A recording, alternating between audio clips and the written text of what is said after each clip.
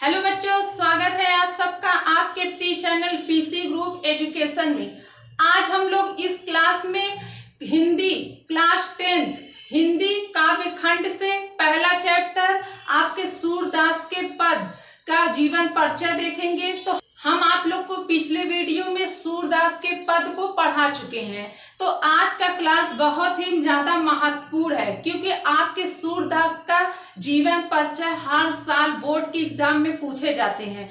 ठीक है, तो ये आज का जो जीवन परिचय बहुत ही ज्यादा आप लोग के लिए इम्पोर्टेंट है, तो आप लोग इस क्लास को जरूर देखिएगा। आप 5 नंबर यहाँ से पा सकते हैं। अगर आप जीवन परिचय इसी तरह लिखेंगे तो आप लोग का 5 नंबर कहीं गया नहीं है। तो बिना देर किए हुए चलिए स्टार्ट करते हैं। तो देखते हैं सूरदास के जीवन परिचय में पहले हम लोग को सूरदास के जीवन परिचय में पहला हेडिंग हम लोग को क्या लिखना होता है। तो देखिए, पहला हेडिंग हम लोग को संक्षिप्त परिचय। पहले हम लोग जब जीवन परिचय सूरदास का लिखेंगे तो पहले उस पे हम लोग पहला डालेंगे हेडिंग संक्षिप्त परिचय। तो संक्षिप्त परिचय क्या होता है? तो संक्षिप्त परिचय मतलब कि जो सूरदास के माता पिता, उनका निधन, सूरदास का नाम, पूरा नाम क्या है और उनकी शिक्षा कहाँ से हुई, ये सब लिखा जाता है। ठीक, तो संक्षिप्त परिचय में इसी तरह लिखाता है। तो चलिए देख लेते हैं। देखिए, पहला नाम है सूरदास। संक्षिप्त परिचय में पहले हम लोग लिखेंगे नाम सूरदास। जन्म किस सन में हुआ था? तो देखिए 1478 में हुआ था। 1478 ईस्वी में सूरदास का जन्म हुआ था। ठीक, अब देखिए इनका जन्म स्थान कहाँ था? रुनकता गांव में हुआ था। तो कहाँ हुआ था? रुनकता गांव में हुआ था। अब देखिए इनका निधन किस सन में हुआ था? तो देखिए 1583 ईस्वी में इनका निधन हुआ था सूरदास का। ठीक है, अब देखिए निधन का स्थान, अब जहाँ पे उनका निधन हुआ था कौन सा स्थान था? तो कौन सा स्थान था? परसौली था। कौन सा स्थान था? परसौली था। ठीक है, इनके पिता का क्या नाम था? तो इनके पिता का क्या नाम था? पंडित रामदास था। सूरदास के पिता का नाम पंडित रामदास था। ठीक, अब देखिए इनके गुरु कौन थे? सूरदास के गुरु कौन थे? आचार्य वल्लभाचार्य जी थे। ठीक, अब देखिए आगे है भक्ति। सूरदास जी किस भक्ति में थे? कौन से भक्ति करते थे? किसकी गाना गाते थे? तो देखिए वो कृष्ण भक्ति करते थे, कृष्ण जी का गाना गाते थे।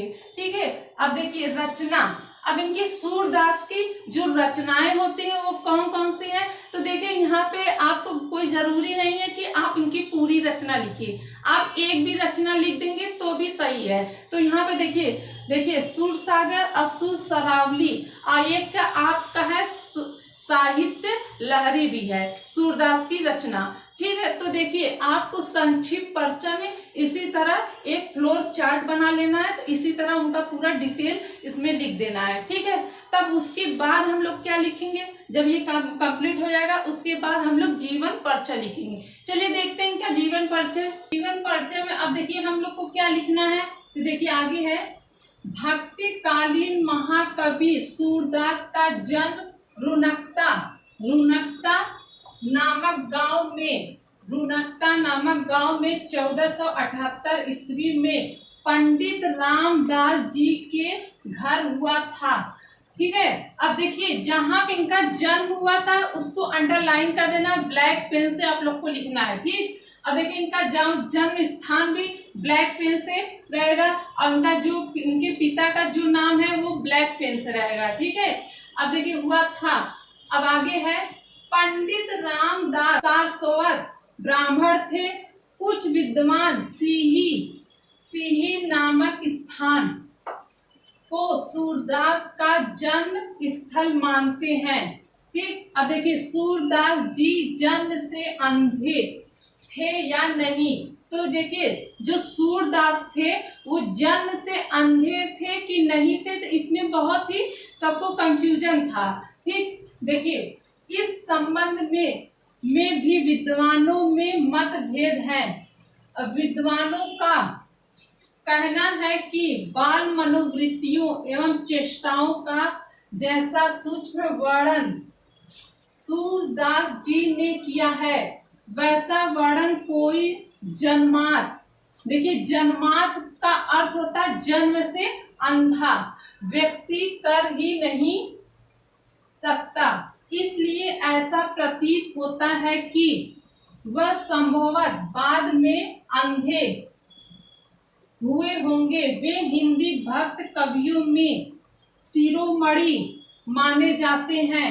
सूरदास जी एक बार वल्लभाचार्य जी दर्शन के लिए मथुरा के गौ घाट आए। ठीक है, तो जो वल्लभाचार्य जी थे वो कहाँ मिलने सूरदास जी उनसे गए थे, वो मथुरा गए थे।